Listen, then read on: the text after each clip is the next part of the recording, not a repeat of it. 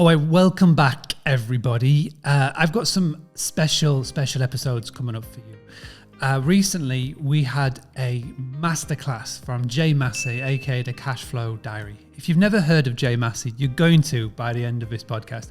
He came in and did a very special session for the Boostly Academy members, and he wowed everybody.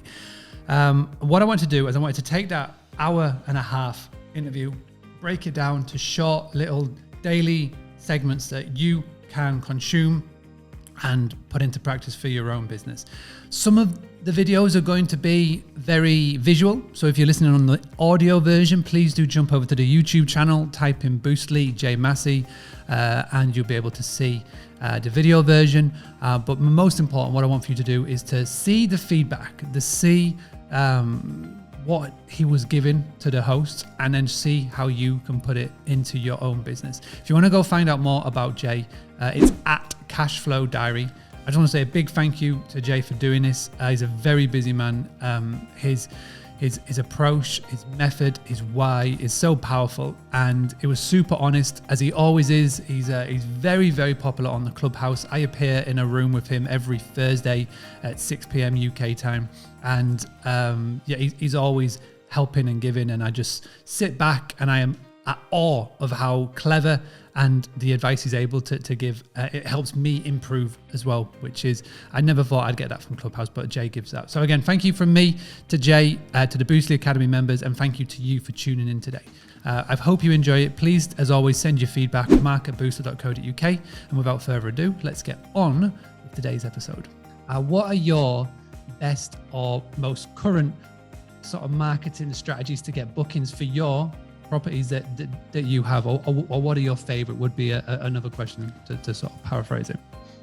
Yeah, so the best strategy is always, well, at least in my opinion, it's the one that you're going to do the most consistently. So that is in and of itself the answer. So I can say something, but that doesn't necessarily mean that that's going to work for you. However, we are in the process of building and leveraging some NFTs to be able to help us with extending our reach, not only into the crypto space for the reservations, but also from a referral and loyalty program component. So that is definitely the thing I'm the most excited about today. Let's go back to 2021. You have become more and more well-known thanks to an audio app called Clubhouse. That's how I discovered you. That's how many people have discovered you. And what I'd be interested to know is, what has the last 6 months of your life and business looked like? Now, the reason why I asked that question is that in doing the research for this podcast, I was checking out the YouTube channel, checking out social media, etc. And I noticed that videos seem to stop December 2020. So I was wondering, what have you been doing? What has been like the core focus of yourself, and how has this little app called Clubhouse sort of been brought into your world? So as many of you are aware or may have heard, there was an incident out in Minneapolis last year. And that incident with Mr. Floyd and his family rocked me to the core, to the point where I just could not I didn't feel positive. It just felt wrong. I just could not do it, any content production. I tell people I lost my voice. That's how I feel about it. I lost my voice. And it's actually because of Clubhouse that helped me find it again, if you will, because it was like, why put out the content? Why do I keep doing this? Especially because I don't have to.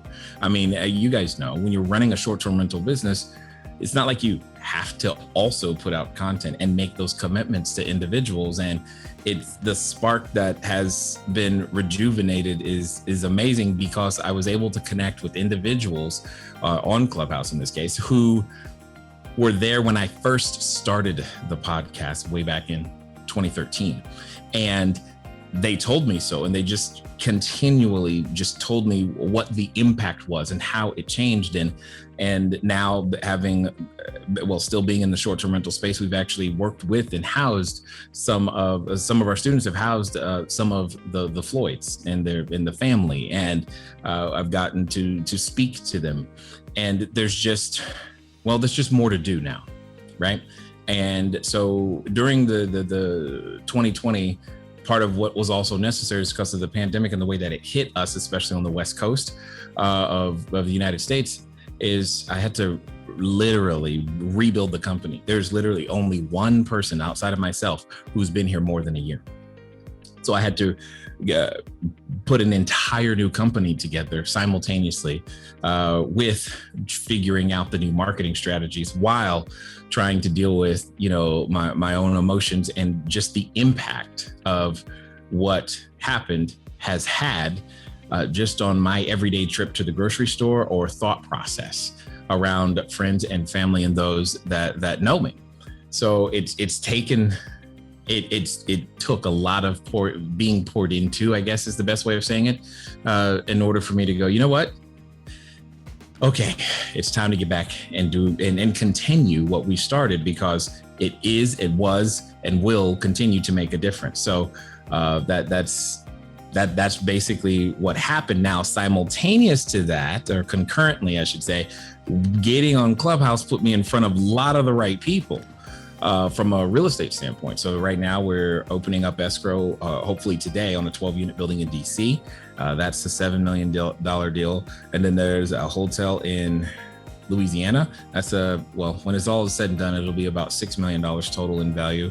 And then there's another property in Long Beach, and that's about $3.5 million, all in a very short span of time. And we have doubled, I think, the number of students and individuals that we are working with at this time as well. So it is a massive amount of growth. In fact, we are negotiating with some larger landlords now, looking for 40 units at a time.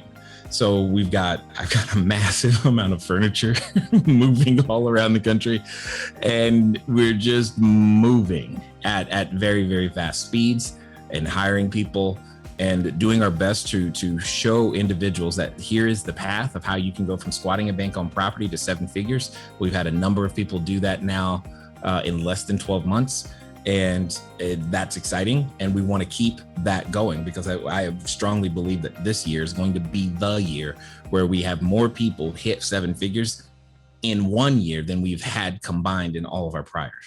Having a blast, gonna get it on the Bruce Lee podcast. Bruce Lee like Bruce Lee, cause it's so hard and the T is loose leaf. Making up those rhymes, don't write it, just do it loosely.